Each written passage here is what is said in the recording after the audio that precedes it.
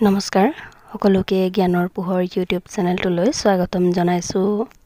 আমাৰ আজিৰ এই পাঠ অধ্যয়ন ভিডিঅ'টিত আমি শুদ্ধ উচ্চাৰণে পাঠ কৰিবলৈ শিকিম ক্লাছ 6ৰ নতুন অসমীয়া টেক্সটবুক উন্মেষৰ চেপ্টাৰ নম্বৰ 2 হহা আৰু সিংহপাতি। ছাত্ৰ-ছাত্ৰীসকল যদিহে ভিডিঅ'টি ভাল লাগে তেন্তে ভিডিঅ'টিত এটি লাইক কৰি দিবা আৰু চেনেলটো ছাবস্ক্ৰাইব কৰা নাথাকিলে ছাবস্ক্ৰাইব কৰি বেল আইকনটি অন কৰি থবা যাতে নতুন ভিডিঅ'বিলাকৰ নটিফিকেশ্যন তোমালোকে পোনপ্ৰথমে লাভ কৰা। সো ষ্টুডেণ্টছ এতিয়া আৰু বেছি পলম নকৰি তোমালোকে তোমালোকৰ টেক্সটবুকখনৰ পেজ নম্বৰ 23 উলিয়াই লৈ চোৱা। পাঠ 2 হহা আৰু সিংহ। বলতকৈ বুদ্ধি সদায় শ্ৰেষ্ঠ। বুদ্ধি থাকিলে যিকোনো বাধা বিঘিনি অনায়াসে অতিক্ৰম কৰিব পাৰি। বিপদৰ পৰা হাত সাৰিবলৈ বুদ্ধিয়েই হ'ল প্ৰধান উপায়। এই সাধুটো পঢ়ি হহাটোৱে কেনেকৈ বুদ্ধিৰে শক্তিশালী সিংহটোৰ হাতৰ পৰা অৰণ্যৰ সকলো জীৱ-জন্তুৰ প্ৰাণ ৰক্ষা কৰিছিল সেই কথা জানিব পাৰিবা। বহুদিনৰ আগৰ কথা। এখন অৰণ্যত মন্দমতী নামেৰে এটা সিংহ আছিল। সি প্ৰতিদিনে অনাহকতে অৰণ্যৰ জীৱ-জন্তুবোৰ বধ কৰিছিল। সেইবোৰৰ ভিতৰত দুই এটাহে ভক্ষণ কৰিছিল। সেয়ে বনৰ জীৱ-জন্তুবোৰে এদিন এখন মেল পাতিলে। সেই মেলত সিহঁতে সিংহটোৰ হাতৰ পৰা কেনেকৈ ৰক্ষা পাব পাৰি সেই বিষয়ে আলোচনা কৰিলে। আলোচনাৰ সিদ্ধান্ত অনুসৰি সকলো জীৱ-জন্তু সিংহটোৰ ওচৰলৈ গ'ল। সিহঁতে সিংহক হাতজোৰ কৰি ক'লে, মহাৰাজ, আপুনি যদি প্ৰতিদিনে যধে-মধে অৰণ্যৰ জন্তুবোৰ বধ কৰি থাকে তেনেহলে অতি কম দিনৰ ভিতৰতে অৰণ্যত জীৱ-জন্তু নোহোৱা হৈ যাব। তেতিয়া আপুনি কাক লৈ ৰাজত্ব কৰিব?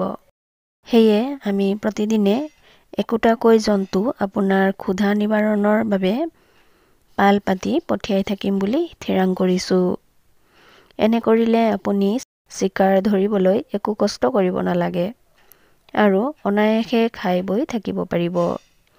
সিহঁতৰ কথা শুনি ৰজা মন্দমতীয়ে ভাবি চিন্তি গহীনাই ক'লে, বাৰু তহঁতৰ প্ৰস্তাৱত মই সন্মতি দিলো, কিন্তু তহঁতে এদিনৰ বাবেও যদি জন্তু পঠোৱা বন্ধ কৰ তেনেহলে তাৰ পিছদিনাখনেই মই তহঁতক সৰ্বশে নাশ কৰিম।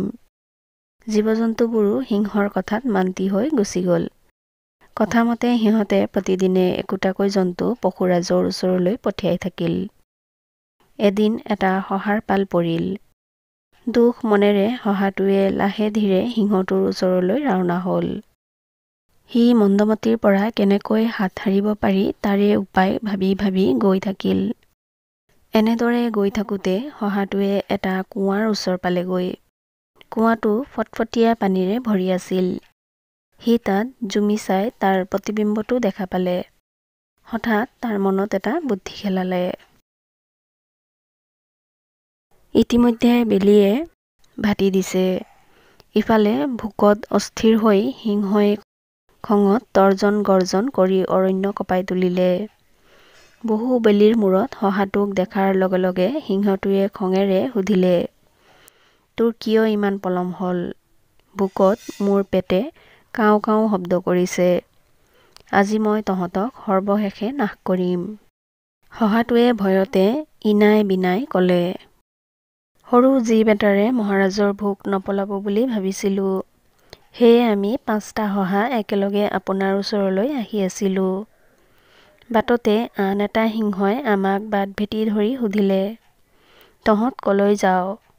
তেতিয়া আমি ভয়ে ভয়ে কৈছিলো, মহাৰাজৰ ভোজনাৰ্থে আজি আমাৰ পাল পৰিছে, গতিকে আমি তেওঁৰ ওচৰলৈ গৈ আছো।